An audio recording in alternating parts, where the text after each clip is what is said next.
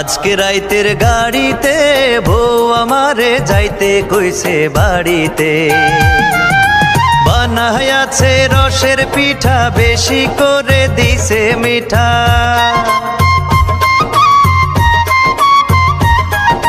রাইখা দিছে আমার জন্য যতন করে হাড়িতে, বউ আমারে যাইতে কইছে বাড়িতে। আজকে রাইতের গাড়িতে বউ আমারে যাইতে কইছে বাড়িতে।